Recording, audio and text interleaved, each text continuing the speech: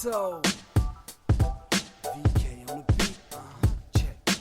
I'm in Toronto, where you wanna get the city love. I'm from Toronto, where you wanna get the city love. I'm in Toronto, like we wanna get the city love. My city love me back for my city love. Welcome to episode 1189 of Toronto Mic'd.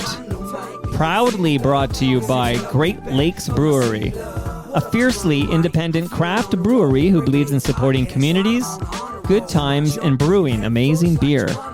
Order online for free local home delivery in the GTA.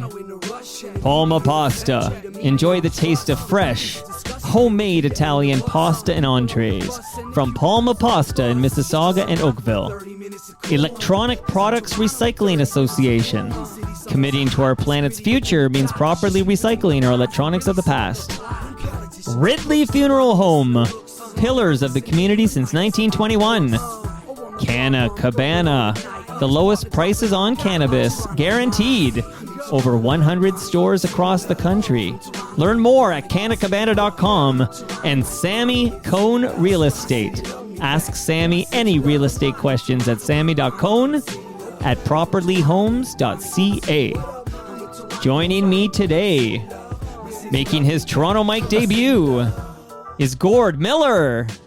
At long last. It took a while to get this together.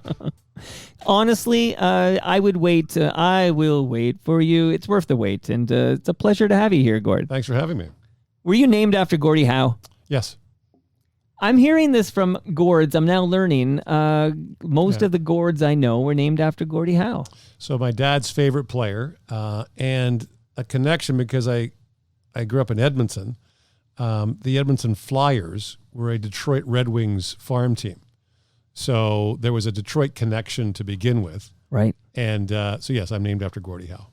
And was there ever a moment where you thought you'd be Gordon or Gordie, or did you just I don't love Gordie. Gord? I don't love Gordie, primarily because a guy I worked with early on when I started would say, like, Gordie, and I didn't love it. So well, screw that guy. Yeah, Gord or Gordo, or my mother calls me Gordon. Gordon. Okay. Very few people call me Gordon. Now, I've noticed just anecdotally, most Gordons I know are Canadian. Like, is there it's a not Canadian name, right? Yeah, I think there's an Irish, sort of Scottish, but very few people in the United States. So when you say your name, you'll call a hotel, my name is Gord. Ward? No. Cord? No. Right. Gord with a G. And so it's not a common name in the United States at all. But you can like rattle off like 10 famous Canadian Gords. In Canada, it's very common, yeah. Or I'm thinking Gord Downey, Gord Stellick, Gord Depp. We got Gordon Lightfoot. Gordon Lightfoot, of course. Gord Martineau. Gordie Howe. Let's keep going. Gordon Rennie, who producer at CHFI. A lot of great Gords here. But Gordon Sinclair. Gordon Campbell. Yeah, but there is a Gordon, American Gordon. I'll just shout him out. Gordon from Sesame Street. So I hadn't thought. That's right, yeah. And one more since we're doing this. Alf's real name was Gordon Shumway. Like, I don't know if he's not. I guess he's American. I don't know if Gordon was like his Melmac name, but wasn't he? Yeah, because he was an alien, right? Yeah, he's from Melmac. Yeah, so like I don't know if that counts or not. I'm gonna allow it. Okay, Edmonton boy. I was just telling my wife upstairs because she was born and raised in Edmonton. I said there's a fellow Edmontonian dropping by. Can I ask you about something that shows up on your wiki page, and you've got to elaborate on this? I'm going to read it to you verbatim. You ready? Okay, sure. Miller fought in City Hall against a proposed curfew for children under 16. Yes. He collected over 3,000 names to petition the curfew and won. What's that about, Gord? So that's almost entirely accurate. I didn't personally collect all the names. I was part of the petition collecting group. So the city of Edmonton proposed this curfew for people under 16 in the late 70s, and I was outraged by it. And a popular radio commentator and newspaper writer named Eddie Keane, who was like one of these classic old sort of like crusaders, and he had Keane's Crusaders, and they would like expose wrongdoing by companies and all kinds of stuff. Like our Peter Silverman, maybe. Yeah, a little bit. Yeah, like he was always like, advocate on the side of the little guy. And so he got involved. His son was a little bit older than me, so he kind of recruited me. And then one of the city councilors who was opposed to it went to university with my dad, and so he he sort of looped me in with it as well. And what happened was Eddie Keene's son was supposed to speak to city council, and he got cold feet. So I did. You stepped up. I was like 14 or something. And so that's from the Edmonton Journal. That article, if you do a search of me, it shows up. The article shows up. And so, yeah, it's true. And we won. And wow. And I actually went, so the member of city council was a guy named Percy Wickman, who was in a wheelchair. And I went to work for Percy after I got out of high school. And Percy helped get me into broadcasting. Okay, this is a beautiful segue because Franklin Richards writes in when he finds out that Gord Miller's making his Toronto Mike debut, better late than never. Would love to know how Gord got his start in broadcasting. And then he wants to know if you have any advice for the younger generation about how to properly get your foot in the door if they ever wish to become a sports journalist. So lots to unpack there, but give us that origin story. So it goes back to high school. So our high school had, the Commonwealth Games were in Edmonton in 1978, and our high school had the practice facility for track and field. So we had excellent track facilities. We also, in our school, you had to do some community service. And so I was raking a long jump pit for a junior high school track meet, and it was raining, and I was not enjoying it. I don't like the rain very much. And no one showed up to be the announcer, and the announce booth was covered. And I said, I'll do it. And so I did that. And then a guy came up to me and said, hey, there's a high school basketball tournament this weekend. Would you do that? I'm like, sure. And then there's this. And then the And how old are you, sorry? I'm 15. Wow. And so then the University of Alberta, the guy that got me to do the high school stuff said the U of A is looking for someone. So I did like the U of A Golden Bears basketball and hockey. I was their PA announcer. Wow. And then guys from CBC came along. John Wells, the late Peter Watts, hired me to help them out on weekends because Edmonton had a great satellite facility, which most stations didn't. So we would record all the games during the day and send the highlights out to all the CBC stations. So back in the day, Vic Rauter and Don Martin doing CBLT Sports would take our feed. But it was just part-time work, and I was working full-time for Percy. And Percy said, why don't you try broadcasting? Why don't you go to broadcasting school? And so I did. It didn't end well, but I left early. Well, I was asked to leave, and so that's kind. And then the weird thing was I was already working at CBC part time. My boss got me a job in Fredericton, New Brunswick, so I was going to start there in May of 1984. So I'm 18. Wow. And right before I'm supposed to leave, he goes, "Don't take the job." And I said, well, "You got me the job. Why?" He said, "I can't tell you this. I can't tell you, but just don't take this job." So I stayed. That was the summer of the Olympics in Los Angeles. John Wells and Peter Watts went down to LA to work, and so I was anchoring the late night sports. Now you got to understand how late this is. The Olympic coverage ends at like 1 a.m. Yeah. Then the CBC National comes on, and then we come on at like 2 a.m. So you could essentially shoot a man on that broadcast and get away with it. But I did sportscasts. And then John and Peter left for TSN, which started in September of 1984. That's why my boss couldn't tell me. Right. He knew they were leaving. And so we hired Chris Cuthbert to replace John Wells right away. And then they auditioned people for my job for the next 2 years while I was doing it. And so I just kept grinding away. Now I had great local contacts, right? Because I had done all the high school events. I'd done the university events. I had good local contacts. Right. And in the end, the guy that my boss, Dennis, said to me, we're going to hire you full time. And I was 20. And so it's very hard for me to give advice to young people to get into the business because my path was so unconventional. Yeah. But my thing is just do it. Just broadcast. Just literally like read the paper out loud. Go online and read news stories out loud. Sit and watch a Leaf game and make notes and go online and watch Sheldon Keefe's post-game news conference and write a story and see what it looks like. And then compare it to what was in the Toronto Star or the Toronto Sun. Like, just do it. Just do it. Yeah. It's funny. I was at my 8-year-old's house league game on the weekend, and I was thinking, if you wanted to get your reps in and just do it, like there's nothing to stop you from like live streaming the play-by-play of this house league hockey game you're at. Like, just do it. Yeah, now it's hard if you don't know the players, but you can fake it. But that's my advice is to whatever your passion is, to try to do it. Talk to people in the industry, practice. Obviously if you're interested in medicine, you can't do that. You shouldn't be operating on people in your Open spare heart time. surgery. Yeah, you probably shouldn't be doing appendectomies in your spare time. But Right.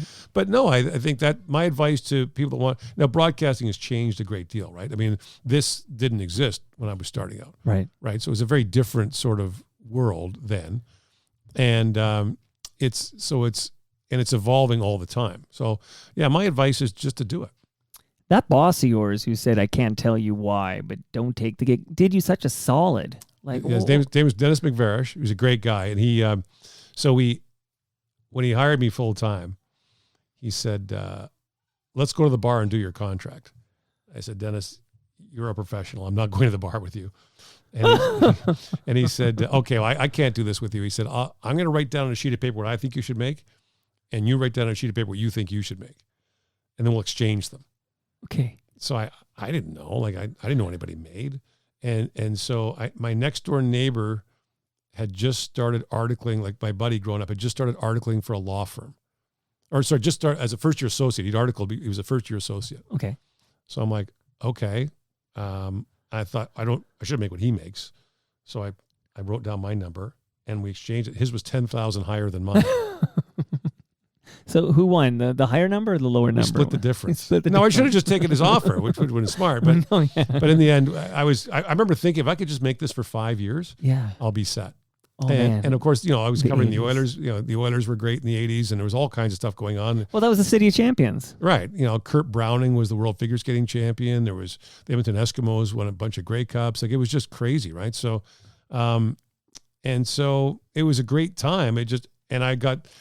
I literally got thrown to the deep end of the pool. Like, I was, I didn't know what to, I was just learning on the fly. And so I would do stuff. Like, I remember one time early on, I went to a Chicago Blackhawks practice.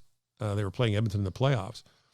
And the coach of Chicago, Orville Tessier, said, our team needs a heart transplant.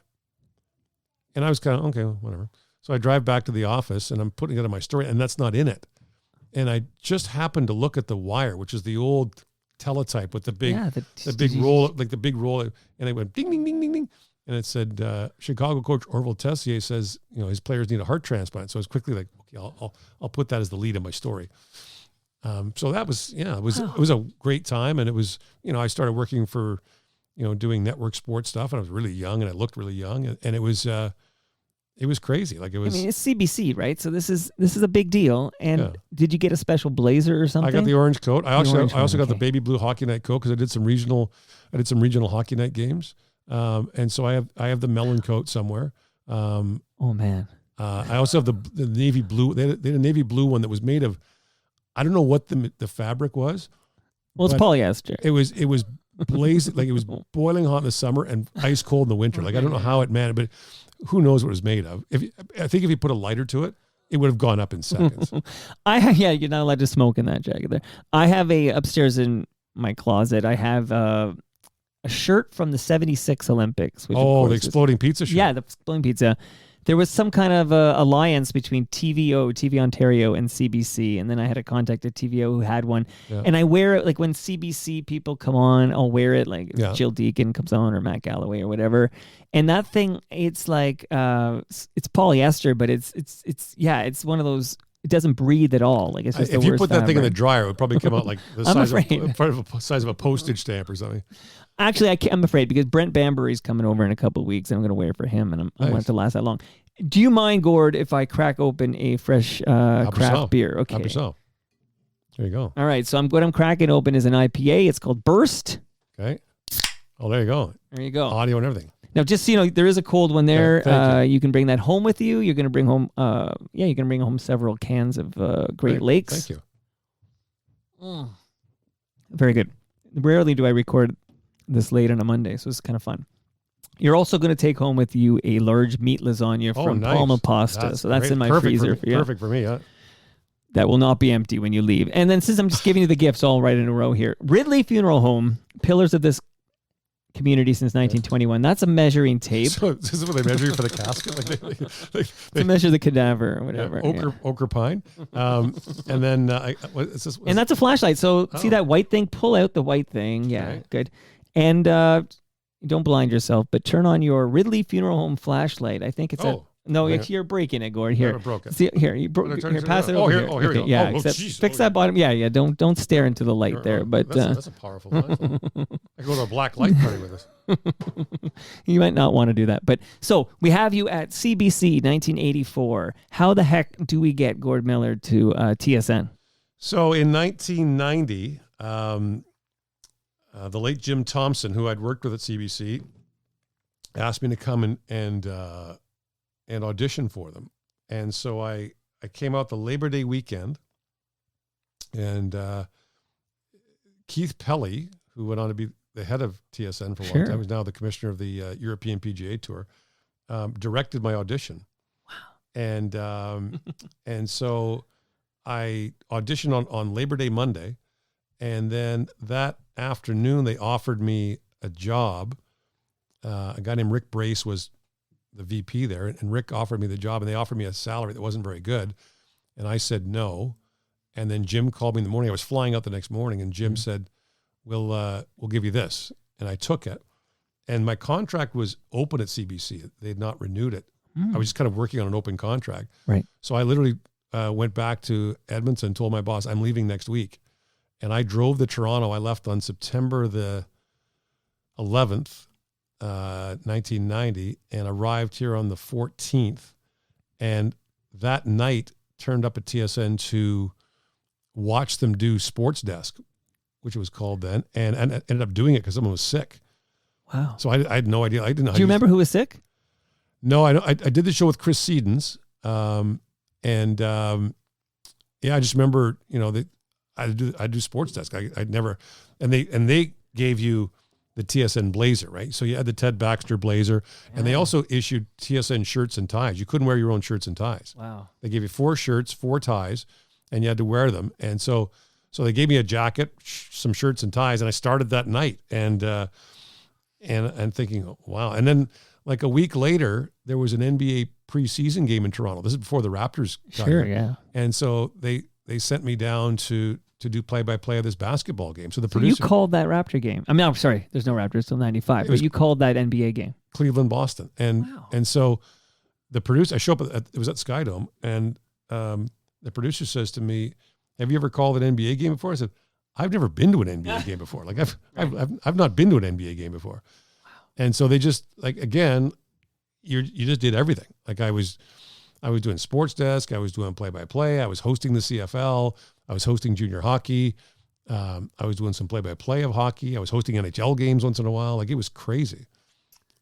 Now, a lot of people think it's, no, I'm not going to name drop, it's not cool, but I actually like the name dropping. Like, can you remember who was at TSN in 1990? Just give a little taste. So that would be Michael Landsberg, Vic Rauter. And by the way, as you go, I'll tell you if they're FOTMs right now. Okay. So FOTM means friend of Toronto Mike. You're now an FOTM. Okay. Even if you storm out of here right now, this is long enough. I'm going to count it, okay? So first name was Michael Landsberg. Yeah. FOTM. Okay. Second name, Vic Rauter. make the final. Yeah. FOTM. Okay. Jim Van Horn. FOTM. Who else? This is fun. Chris Sedens. Paul Romanuk. No, Paul Romanuk, FOTM. Yeah. Who else? Trying to think who was Jim Hewson was at TSN then. Okay, you know what?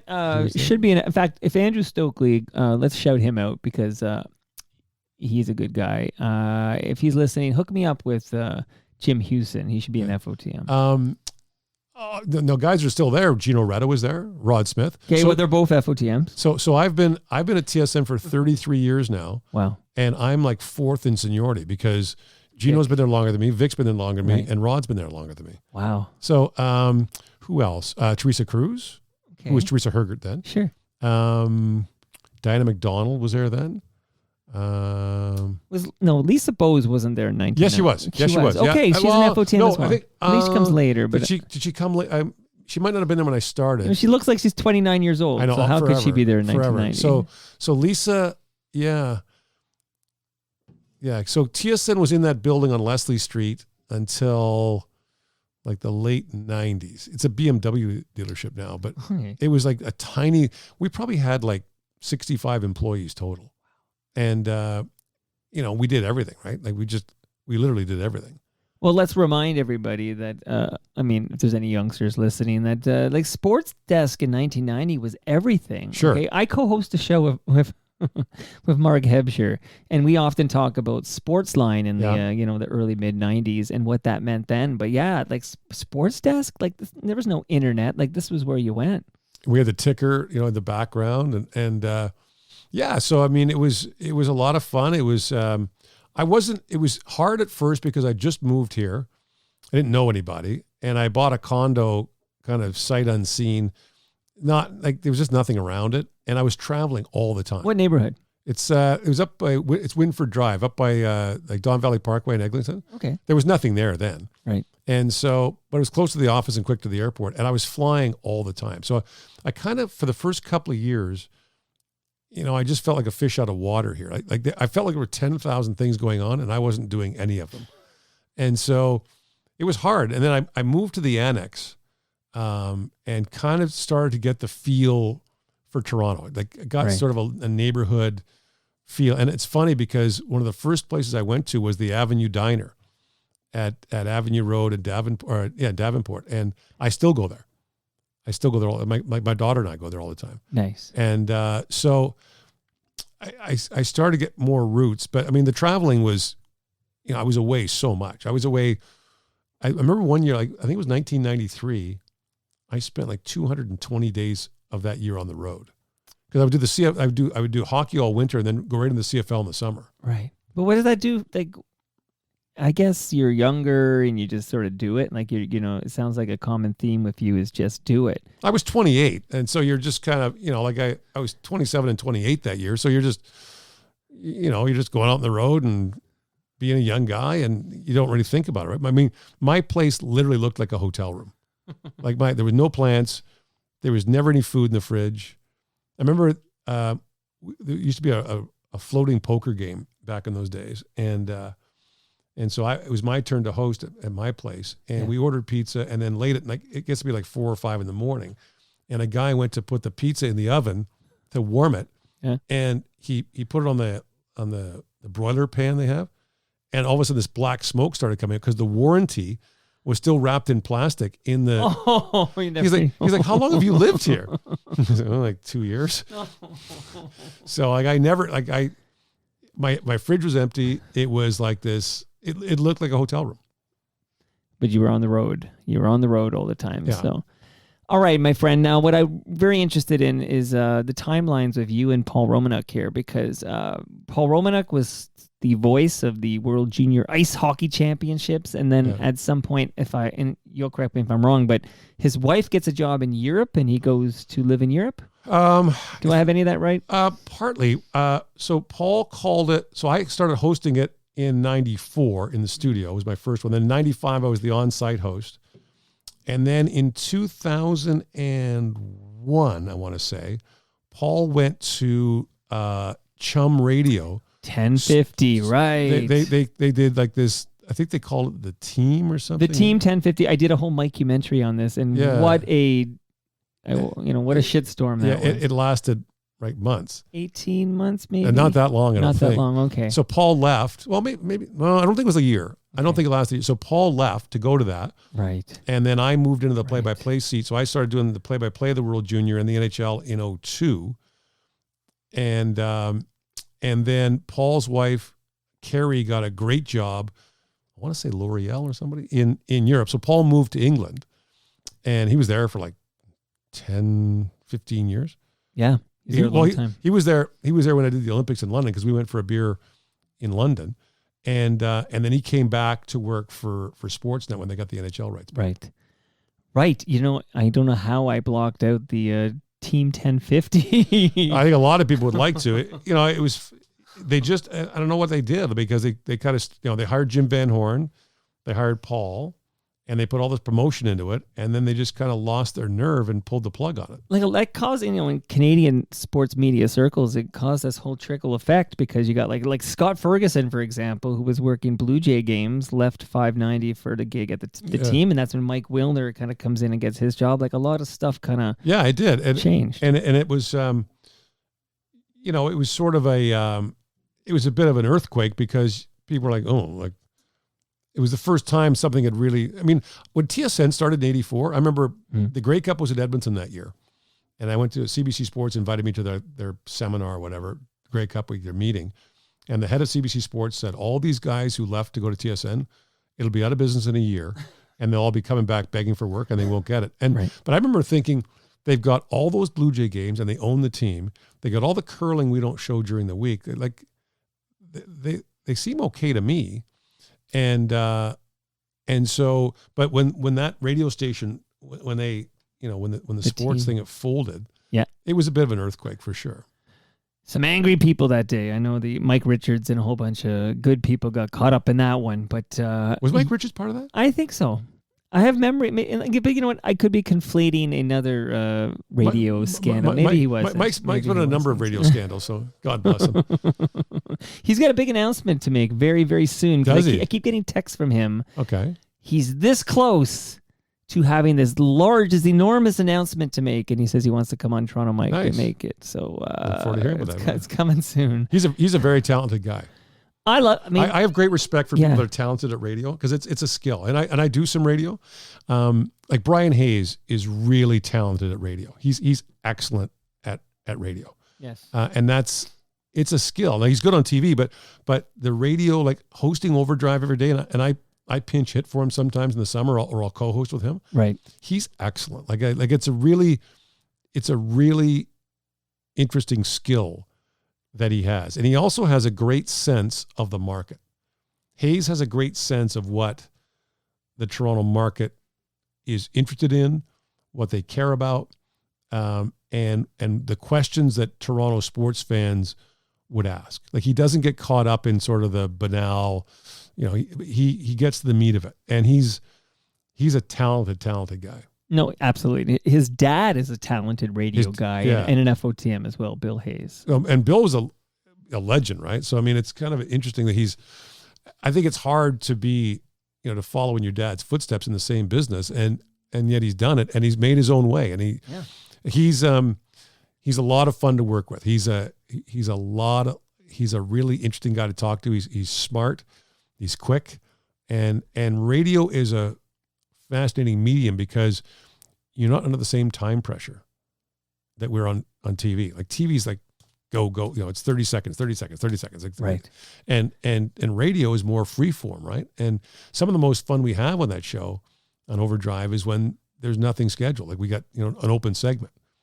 And are you too busy doing, play-by-play of hockey games to actually get to have a radio show? Like, would you have any interest I couldn't do it. It just wouldn't work, right? I mean, I'm away too much, so.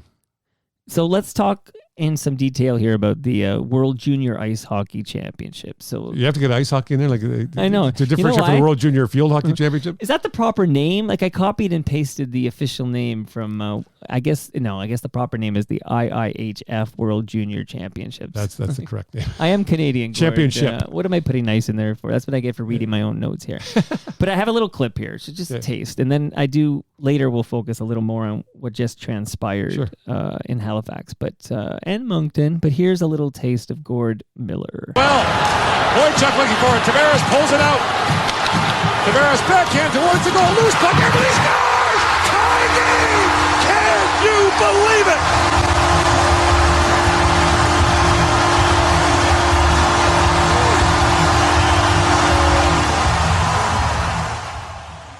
Johnny T. Yeah, to Jordan Eberle. There's a whole bunch of really interesting stuff around that goal that happened, and it's the call that I get asked about. I mean, that was 14 years ago. I still get asked about it, honestly, probably once a week. Like wow. I'll go through the airport and someone will go, like, "Can you believe it?" I've been asked to do ads, like to use it for ads, and I won't. But I remember it was funny. I was walking my dogs near my house, and some kids were playing street hockey in the summer, and a kid went forehand, backhand, shelf. And they're all like, "Come on, say it." and I said, "Can you believe it?" And they were just roaring, laughing. Wow. But it's amazing how that's lived. I mean, it gets played so much. But so Eberle scores that goal, and people have said to me, like, "Did you plan that?" Yeah, I sat in my hotel room in the morning and thought, what if they score with 5 seconds left to tie it, then what will I say? It just came out. It just, and I don't like to plan things in advance. I don't like to, to say, to sort of script what I'm going to say. But it's amazing. So the puck was never recovered. It went right back into circulation. It was used because the game went to overtime. Yeah. It was used in overtime in the shootout, and it just got dumped in a bucket and taken somewhere. Eberle used that stick in overtime, the shootout, and the next game, the gold medal game against the Swedes. Went back to Regina with it, broke it in his first game back, and tossed it in the garbage. Oh. And the trainer said, "Hang on a second, is that the stick you scored that goal with?" And he taped it back together, and it's now in the Eberle family basement, in his parents' basement. So it's an incredible sort of, and I did a thing a few years later, an article for a book, a World Junior book about different years, and I sort of did a deep dive on that goal and talked to Tavares and Ryan Ellis, who kept the puck in at the line. Yeah. And Cody Hodgson makes a great play on that goal that never gets talked about. He lifted the Russian defenseman's stick, they let the puck go through, the Tavares then batted to the front of the net. And I think I call him Tavares there. It was a long discussion about, was he Tavares or Tavares? Right. And it was incredible. I mean, that crowd was amazing. And now the version you played is an edited version. Okay. Because Pierre Maguire jumps in at the end when I say, "Can you believe it?" and says, "Yes, I can," because the Russians iced the puck. And people have said to me, "Did that ruin the call?" And I said, it didn't ruin it. It was a rhetorical question. It didn't need to be answered. But that version that you played, the edited version, is the one that people hear the most. Right. Well, that's the one on YouTube. So and it's been viewed, and I think it's a TSN sharing it. So and it's been viewed like I don't know how many millions of times on YouTube. But it's it's kind of neat to have that sort of it sort of lives forever. Like that'll outlive me, right? That'll be. Well, let's talk about 2023 for a moment here. So again, we're not totally skipping from 2002 to 2023, but let's listen to now. This is interesting. Like I was watching you. Okay, so I'm watching. This is the quarterfinals against Slovakia, and I'm watching it.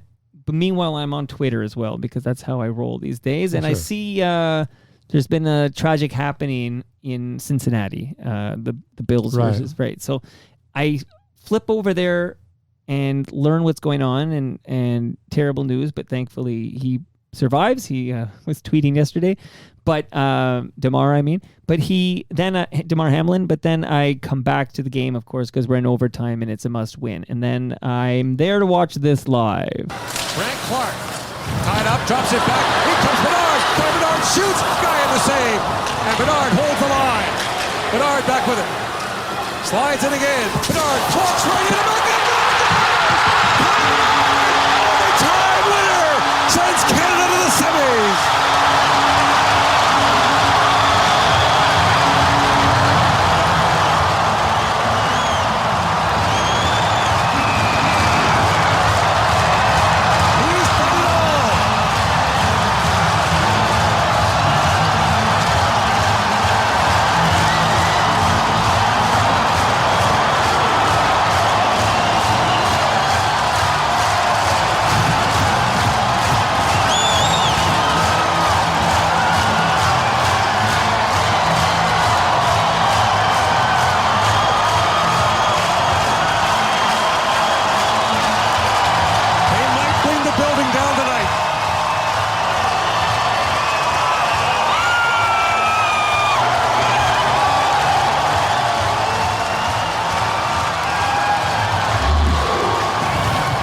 Such a recent memory, but I thought I'd let the crowd noise take us home. So joyous. But maybe I want to hear your thoughts on, Bedard, who scored that brilliant overtime winner, and then the crowd, which just seemed amazing all tournament long, that crowd. So it's amazing crowd. It was the first time. It had been in Halifax in 2003, and when it was there, when the Canadians came out in 2003 for the gold medal game against Ovechkin and the Russians, I had a bottle of water. It was literally shaking, like the water was shaking. Well, when Bedard scored and when Gunther scored in the gold medal game, which we'll get to because I pulled that clip. The press box there kind of sways.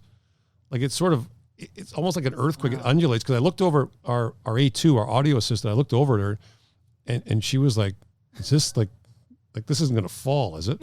and there was dust coming off the rafters. It was like snowing because there was dust coming off the rafters. Like, it was just incredible. And I didn't know about Hamlin until hours later. Like, I'm in that game. Which is good, really, because nobody should pull you out of the game when you're. I didn't have time to look. I'm so focused on that, right? And you just, with an overtime goal, you don't want to blow it.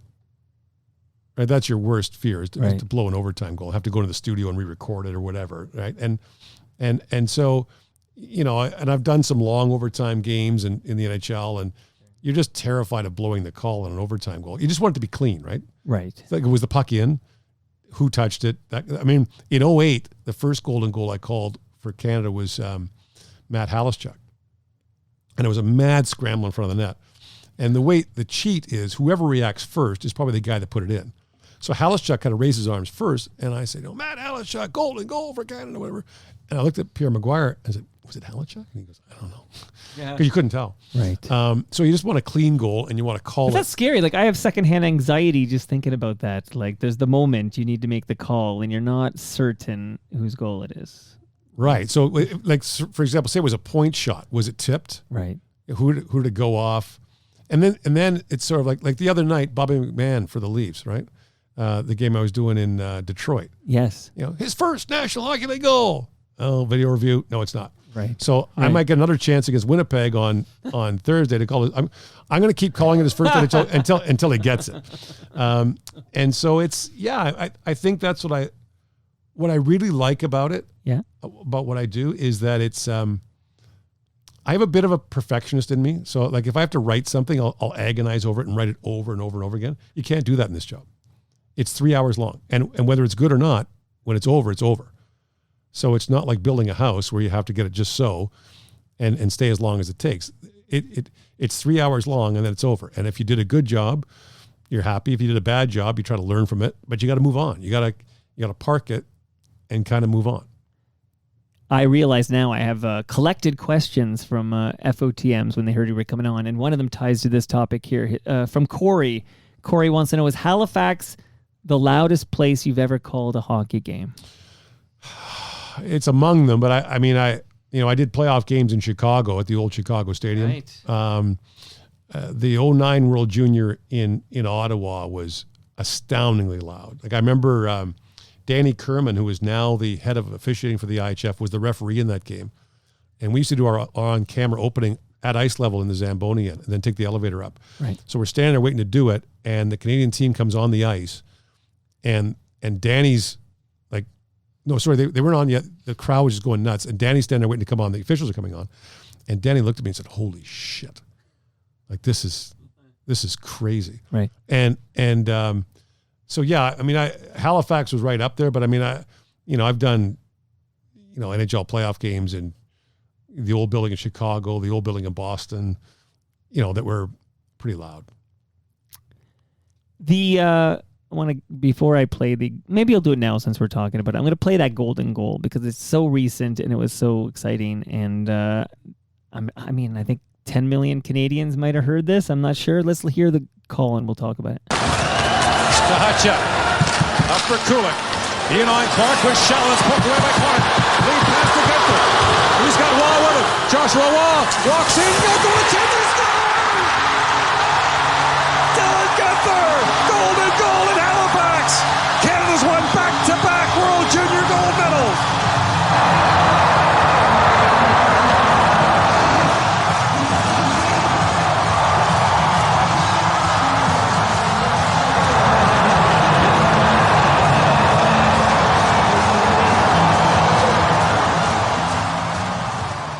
How do you feel about that? That's a clean call right there. Yeah, and I wanted to get Halifax in.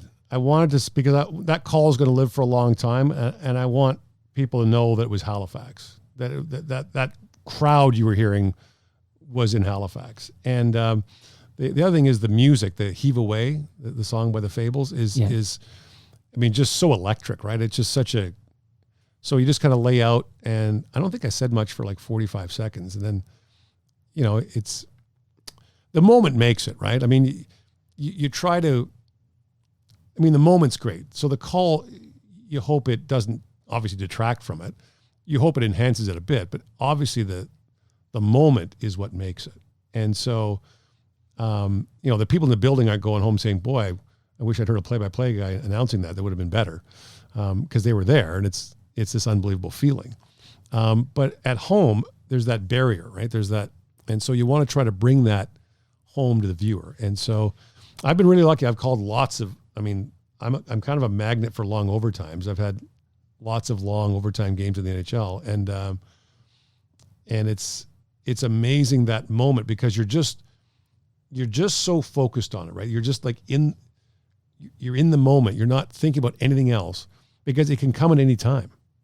The goal can come at any moment, right? So you've got to be prepared for that to happen. Right. And then when it happens, there's just this great sort of explosion, and you want to make sure you get it just right. And you don't always. I mean, some calls are better than others. I mean, but it's a lot of fun. It's a pretty interesting job to have. Now, because Sportsnet's got the NHL hockey package, you won't be calling any playoff goals. Well, I did for ESPN last year. Oh, for ESPN, of course. Yeah, I worked for ESPN last year, and I worked for NBC for 11 years. Right. So I was able. I mean, I did. It's funny because 2 of the overtime calls I did for NBC wound up on Sportsnet. The Barclay Goodrow goal that ended that Game 7, San Jose Vegas, that crazy comeback by San Jose, and the Braden Point 5 overtime winner in the bubble in Toronto was for NBC.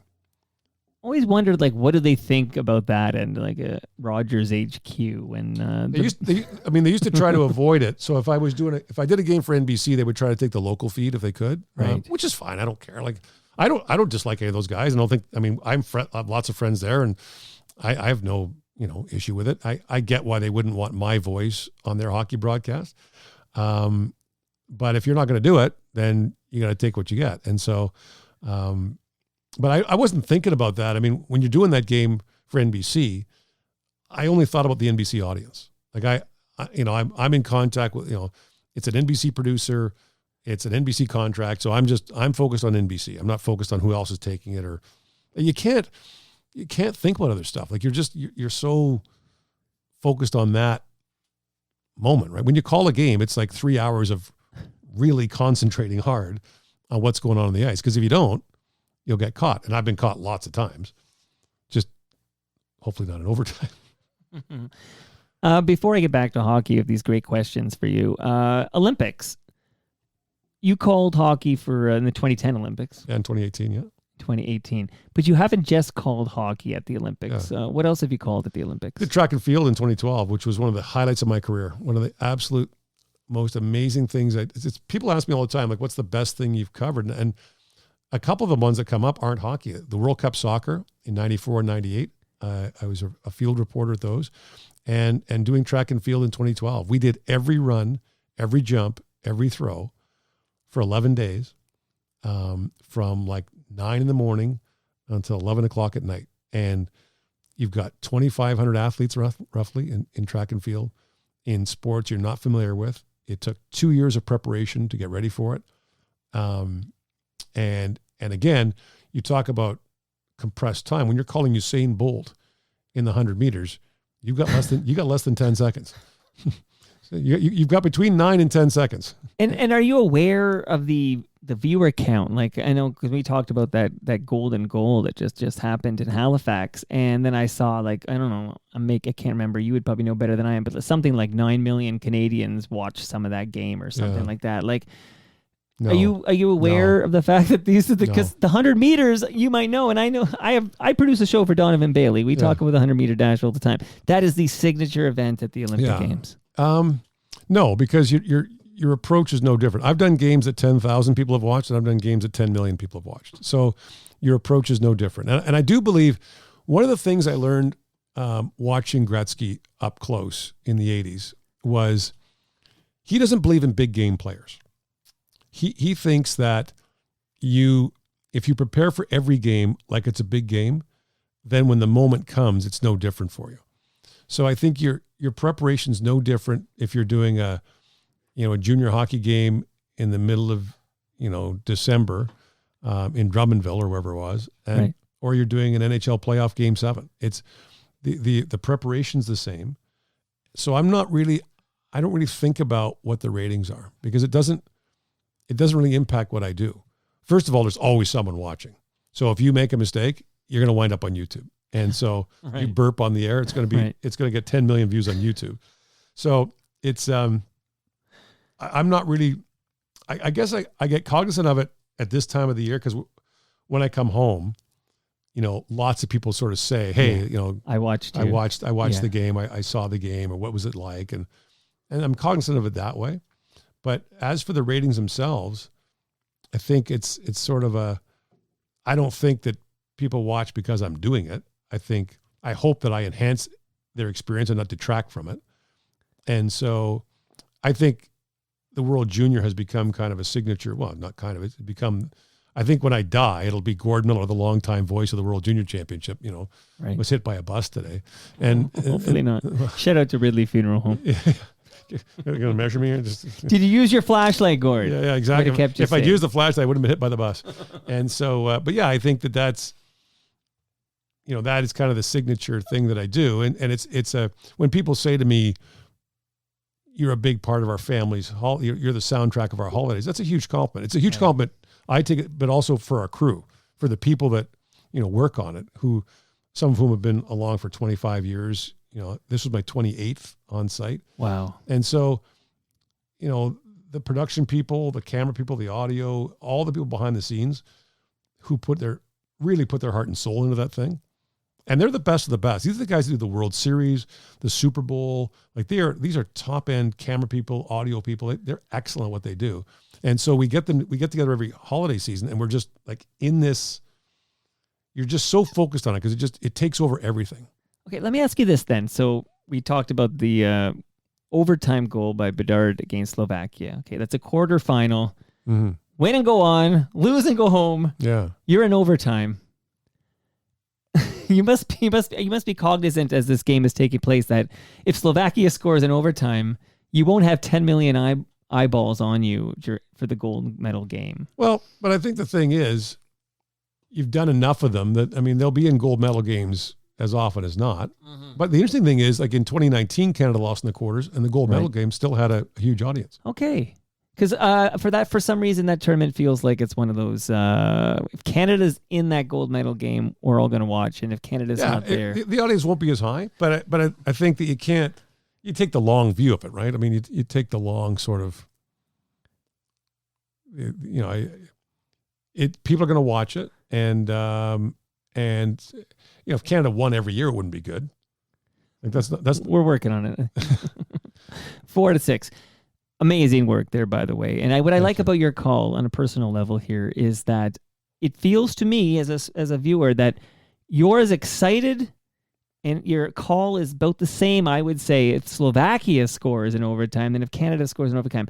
I really don't get a sense that that you're playing favorites with the home team in that tournament. I don't think so. I think you're cognizant, obviously, that you're broadcasting to a Canadian audience, but there's also another factor here that doesn't get much notice, and that is that the International Ice Hockey Federation takes our feed as the international guide track. So people that are watching that game, say in Slovakia, online are getting my call. So I think you got to be careful not to. But I think even. When I do Leaf games, mm-hmm. I'm cognizant that I'm broadcasting to a Leaf audience, but I'm not going to be a guy like when the opposition scores and they score. Right. There are some guys, there are some that there's when the opposition scores and they score. Right. And I don't do that. I'm cognizant that the audience is more interested in the Leafs and is cheering for the Leafs for sure. And it's a fine line, right? It's a fine balance. It's the same with Ottawa. So then you go to do a national game, and when I was doing national games for TSN, you're cognizant that that not everyone is a Leaf fan or whoever, an Oiler fan or whatever, right? So you're a little more neutral. When I worked for NBC, obviously we were down the middle, right? And you had to be, and so it was just a different way of doing it. So I think you're cognizant of your audience, to be sure, but I think that you can do that without being a frothing over the top Homer. And some guys are, and that's fine. Everyone's style is different. Love it. Now, we're going to get to the questions. I told you we had FOTM questions in here. I quickly want to shout out Canna Cabana because they will not be undersold on cannabis or cannabis accessories. And also, if anyone listening has any real estate questions whatsoever, the drummer for The Watchmen, you a Watchmen fan? Yeah. The drummer, Sammy Cohn, is also one of the top 1% real estate agents in this You're market. kidding. No, I not didn't know kidding. that. Yeah. So Sammy Cohn will accept your email. He'll reply to every email, whether it be about drumming or about real estate. Sammy.Cohn, and Cohn, by the way, Kohn. Buckle me in on the highway of sin. That's just what's Okay. that? Yeah, that's just the way that All Uncovered. All That's Uncovered, just the yeah, way. The Watchmen. One of my favorite songs of all time is Wow. All Uncovered. In fact, we have these TMLX events, Toronto Mike Listener Experiences. We've had 11 so far. At TMLXX, which was the 10th, to celebrate 10 years of this podcast at Great Lakes Brewery, Danny Graves, who sings that song, came out and performed some acoustic songs for us under the. So are they a moon. Toronto band? No, Winnipeg. I thought they were Winnipeg. Yeah, I thought they were a Winnipeg band. So They all live. Well, I shouldn't say all of them, but Danny lives here now, and Sammy lives here now. So wow, yeah. that's amazing. Well, Danny's such a big Winnipeg guy. At his bar in Parkdale, the Motel Bar, that's the place to go to see Jets games. That's like In Parkdale? in Parkdale. At, So I'll have to give him a shout out. Dufferin I'm and King there. I'm doing the Jets and Leafs on Yeah. Thursday. I'll have to give him a shout out. Danny Graves, and he's a sweetheart too, as you can imagine. But yeah, Sammy Cohn is the man that I talked to with the real estate questions. So was that your like? What is your jam for music? Like before I get to these questions here. I'm kind of all over the place. I washed out of a semester in grade 11 to go see the Stones in Boulder, Colorado. A big Stones fan. Springsteen. I like. You know what? I have great respect for artists of all kinds and musicians. So I don't love. I mean, I like some music better than others. But Sure. anyone who's got the guts to put their head out there and put something out there, I think is admirable. And I'll listen to just about anything. But I really enjoy. I got a lot of time for Springsteen. I was listening to Neil Young on the way over. But a lot of, I got an 18-year-old daughter. So do I, by the way. So when we're in the car together, like I have no control over the music. And she came to the World Junior. And so it was her music a lot, blasting, Bluetooth in it. Yeah. blasting through her hotel room door across the hall. But I like a lot of, I think Taylor Swift's really talented. I think she, I think a lot of them have a lot of things to say, and so I'm sort of all over the place. I saw a great thing, speaking of Springsteen, he was on Seth Meyers, and he was talking about his kids and how they're not really that interested in his career as a musician. Right. And he said, no kid wants to see 50,000 people cheering for their parents. Now, 50,000 people booing their parents would be cool. So I think, my daughter knows what I do, obviously, and she works a little bit in our crew for us. She maps the Canadian parents, so she takes their pictures, Nice. gets their names and their seat locations, so that when your kid scores, the camera guys know where to go. Oh, that's cool. That's how they get the parents so fast, right? And so she's marked them, and that's kind of her thing. And she marked the American parents, the Czechs, the Swedes, and so she's kind of part of it. But at the same time, I'm just her dad, Right. Like I'm the jerk, giving her a heck about her homework and clean your room and whatever, right? And, eat your vegetables and drink your milk. And so when she hears people fussing over me, it's kind of like, oh God, here we go again. So she won't be listening to this episode of Toronto Mic'd here. Although she should. She should. Well, I told her I was doing it. And she said, well, why do you have to hurry? I said, because I'm going to his house. Right. And she's like, is he going to kidnap you or something? I said, I'm going to his basement. I'm not getting a. Did you do a check, like, to make sure? Yeah, there was no Silence of the Lambs cage down here or something. Yeah, I didn't. No, more like, let me see, who else has been here? Rod Smith. Rod, is this guy okay? Yeah, Like, no, I didn't. No, I trust you. And how long? I think I've been trying to get Gord Miller on Toronto Mike. I feel like it's been years. Yeah, I think you first asked me like 3 years ago, and I agreed to it. Then I had to go somewhere. Right. So I'm the guy that. And the pandemic happened. I'm the guy that always has to say to people, yeah, I'm away. Sorry, I'm out of town. Sorry, I'm away. Right. And so like a buddy of mine really wanted to have dinner, and so he said, send me your January dates when you can go for dinner. And I had like 5. Right. Yeah. And it's like, It's a tough month. Oh my God. Like how is that possible? How do you do things? And the real nice thing is when I don't have anything. I'm kind of And then you have to oh. come to some guy's basement No, that's in fine. New Toronto here. But happy to do you it. are getting the lasagna. I'm and getting the beer lasagna, here. although the box was empty, which concerned me. It's in the freezer, Gord. Which is a good idea because I don't want the thing to be melting. No, I know. It's got to be in the freezer. You're getting it for sure. When we take our photo, you'll have it here. That's right. It's dark outside, but you will take a photo by the tree. Every guest gets a photo by the tree. Okay. Who else dodged my invitation? Oh, Richard Griffin. He made a joke about it. So Richard Griffin was my last guest, I guess, on the program on Friday. And apparently I had asked him over the last 10 years a few different times, but he didn't want to ever do this show. Not that it's too late for you to escape, but he said he didn't want to do the show while he had a job. So it's like he thought, Why?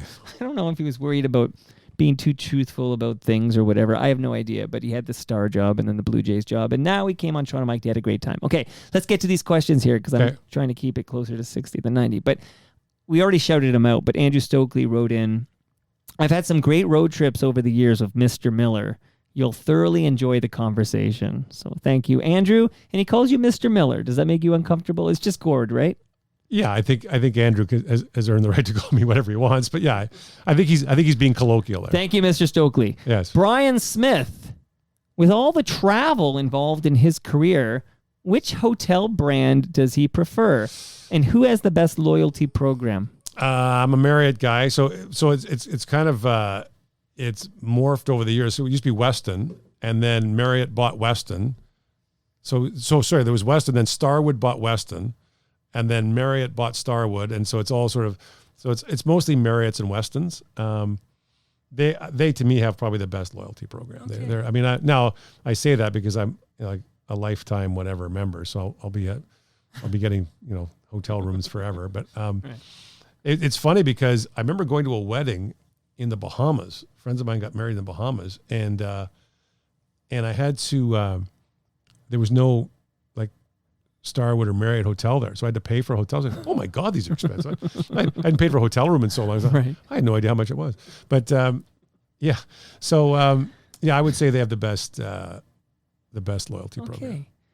I like this question from Scott M because it saves me the time of having to ask myself. But he writes in, the move from working with Ray Ferraro to Mike Johnson has been really smooth. Yeah. What's been key in that transition? So this is your chance to talk about Ray Ferraro and now Mike Johnson, who we heard you with. I think it's really a testament to me.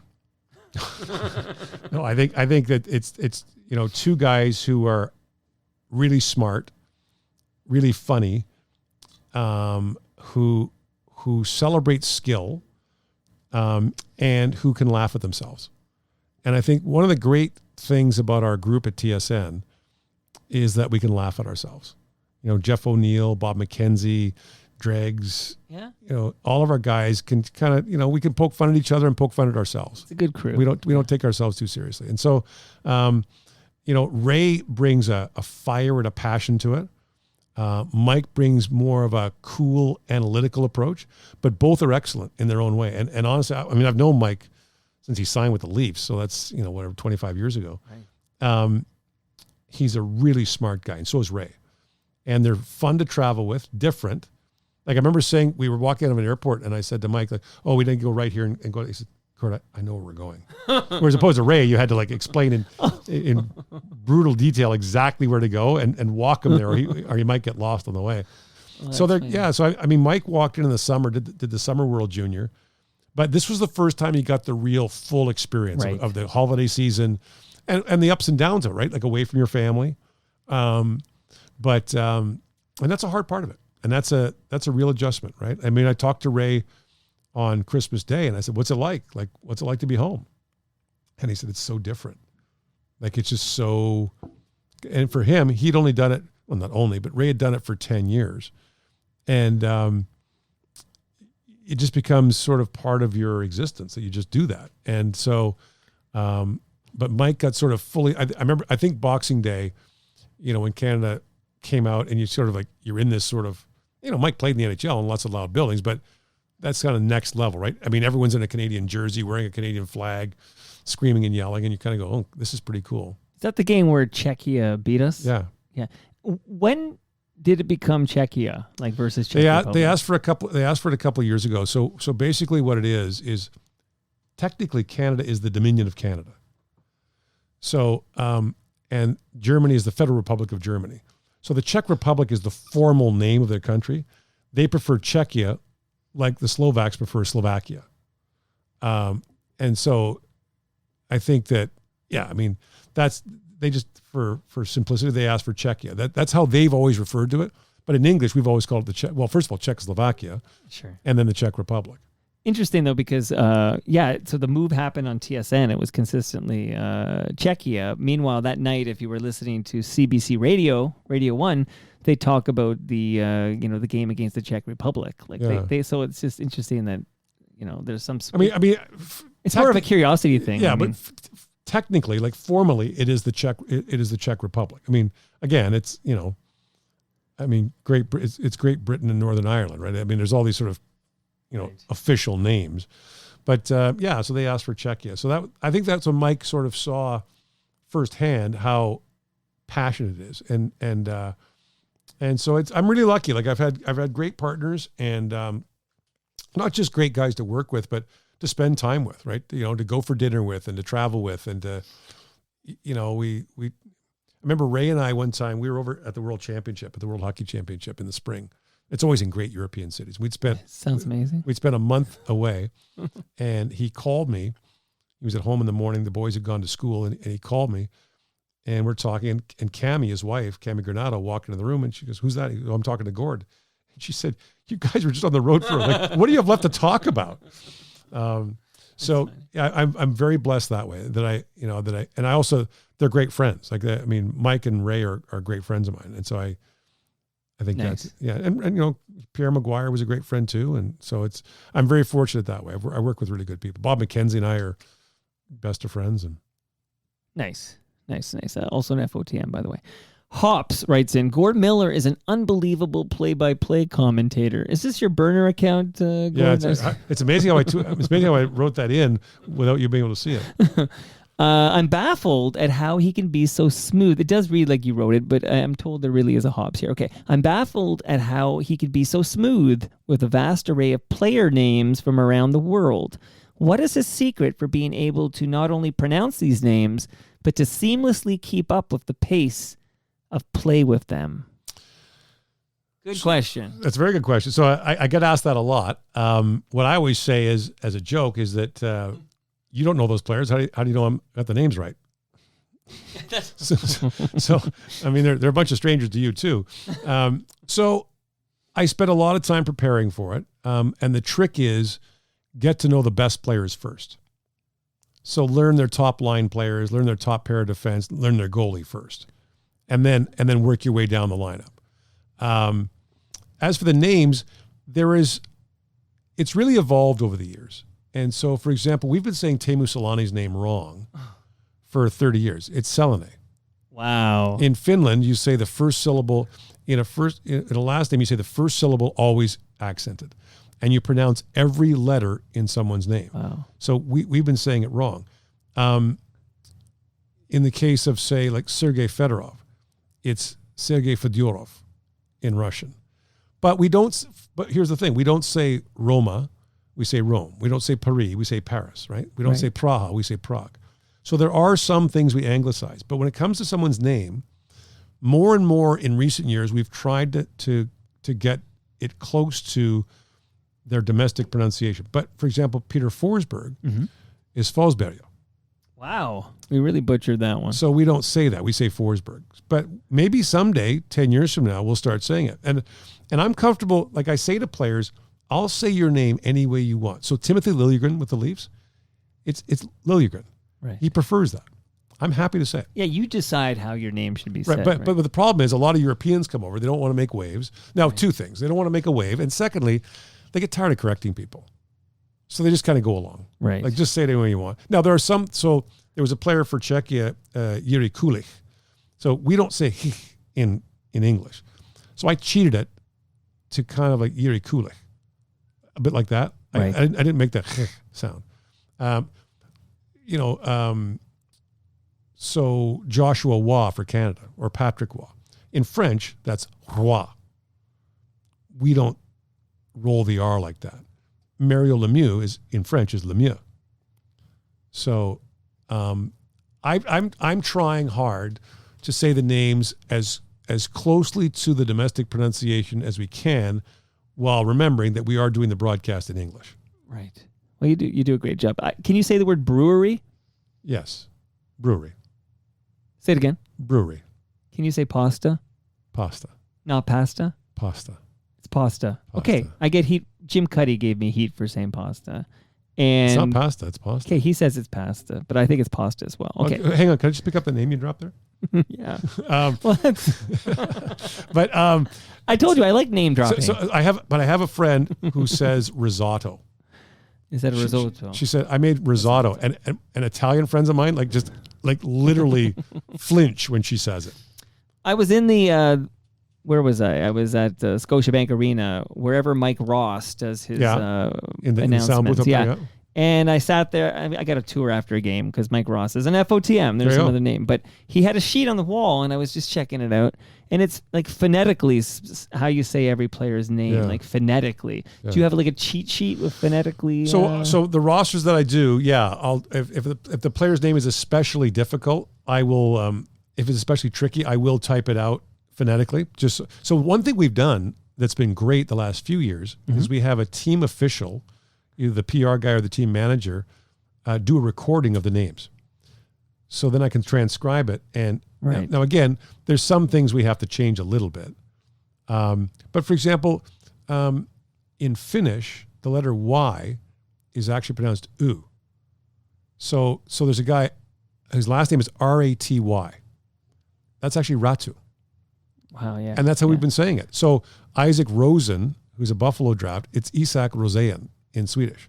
So we said Isak Rosén. I talked to him, and he said, I don't care. I said, well, say your name. He said, well, it's Isak Rosén. So I said, that's what I'm going to say. get. Now, when he gets to the NHL, now in Rochester, he plays for Buffalo's American League team. In Rochester, on the broadcast, they are saying Isak Rosén now. Okay, good. So I think that's, but again, I've got a buddy over in Europe who goes on and on about, he gets really mad when guys anglicize their names. So Igor Shesterkin, it's Shesterkin.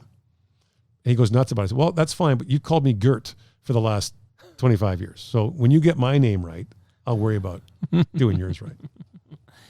We're going to close with one of my favorite topics. I bike everywhere, Gord. Yes. I bike everywhere. And Brian sends in a nice question. He says, ask him if he bikes when he travels to Europe to cover the World Juniors when they're over there and how it compares to Toronto. Well, I don't bike at the World Junior as much because obviously it's in wintertime, but I do cycle a lot at the World Championship. And it was funny. We were in Copenhagen. Been there. For the World Championship, and we had a dinner meeting. And so I went out on a bike. The hotel had bikes. So I went out on a beautiful bike ride through Copenhagen. And on the way back, I got stuck in a bike traffic jam. Like there were literally 500 like people. Amsterdam. I was in like a peloton. There were like 500 people in front of me on bikes. So I took a picture and said, I'm going to be late for dinner. I'm stuck in traffic. So I love it. I think it's one of the great ways to see cities in Europe. Yeah. I cycle a lot in Toronto. I'm a huge cyclist in Toronto. And do you winter cycle in Toronto? I do until it gets like really icy. So I live in Midtown. Okay. So my cycling route is I go down Bayview and then into the Dawn Trail. So either south or most often north, and go up to through Sunnybrook Park, and then up that hill where if you know it, by the stables in Sunnybrook Park. Then you go up.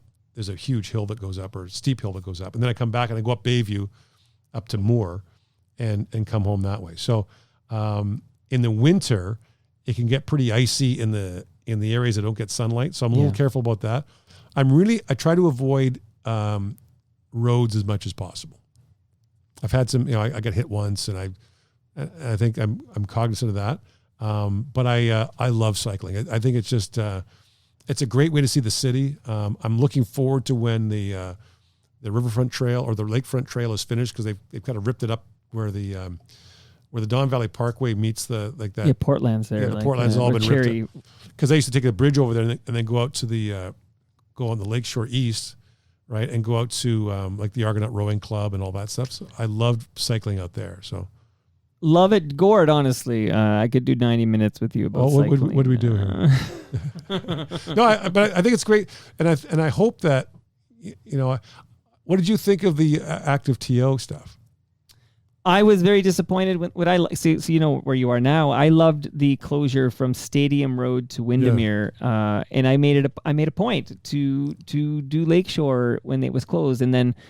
This is quite a controversial Toronto story because this letter that was written by Mark Shapiro to John Tory to stop it because he felt it was affecting Blue Jay attendance, which is a whole separate ridiculous thing, was ghostwritten by my former counselor, Mark Grimes. Oh. Yeah, so this is actually quite a scandal. Gord, quite the Toronto scandal.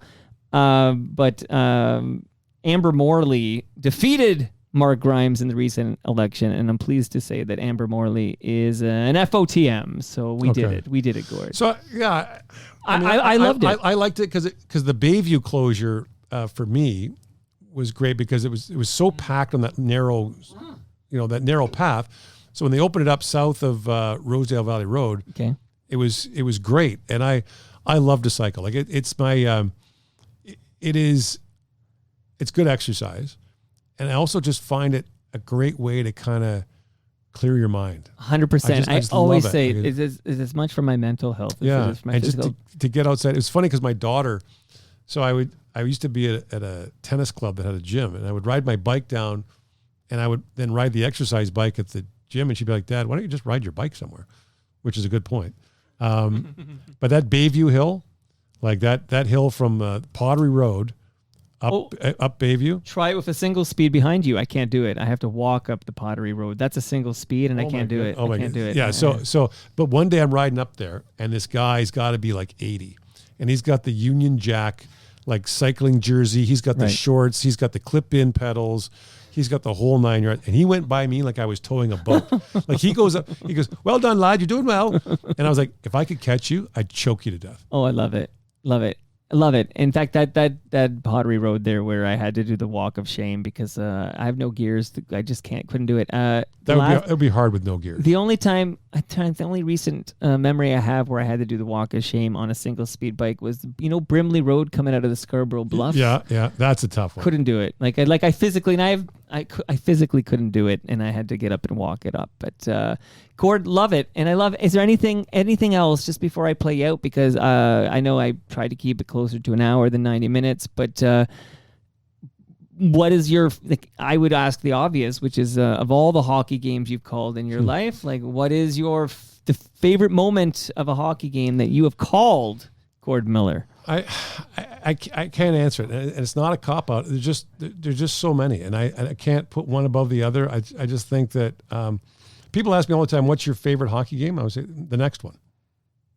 Yeah, I'm very lucky. Unless I ask, "What's your favorite beer?" and it's like, "Oh, it's the one in my hand." Right. So I enjoy what I do. I have a great time doing it. I work with really good people. I work with excellent people that I really enjoy being around, and I'm very blessed in that. And so I honestly don't have one. There's been so many that I've loved doing, and some would surprise you. They're just sort of off the beaten path, fun games that we did. And so yeah, I think my favorite games are the ones with the people that I really enjoy being with, and that's almost all of them.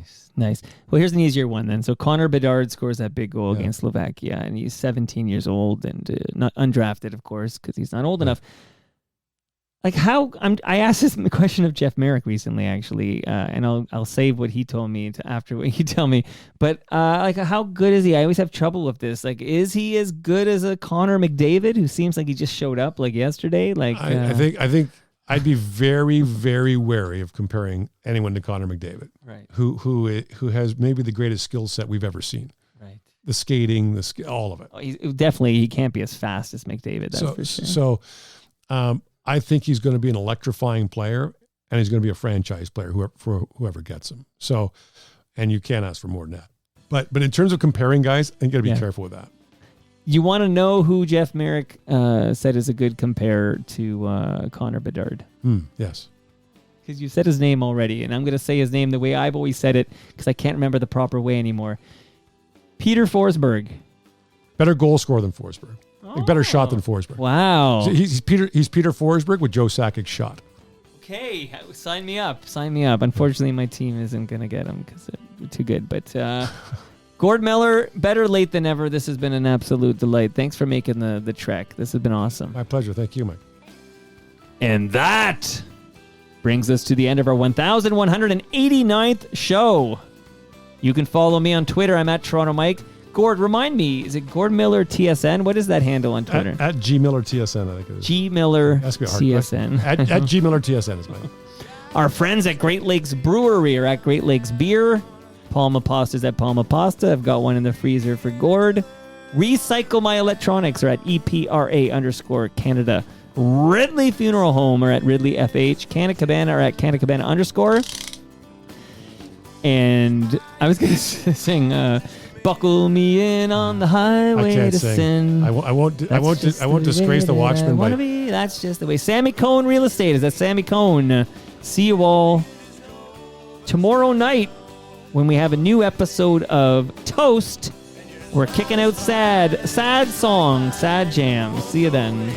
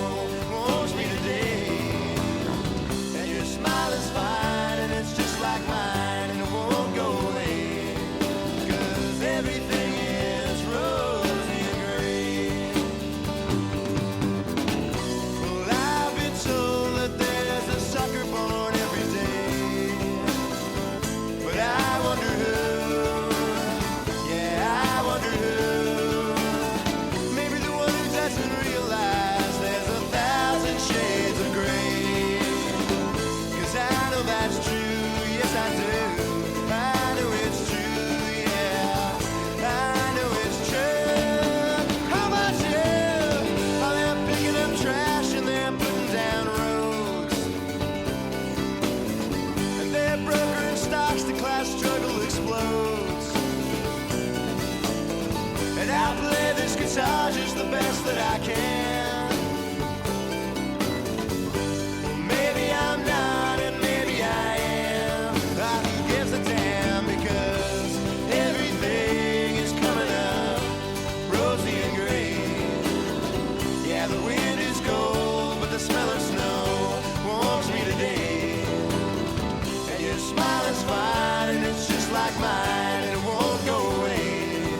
'Cause everything is rosy and gray.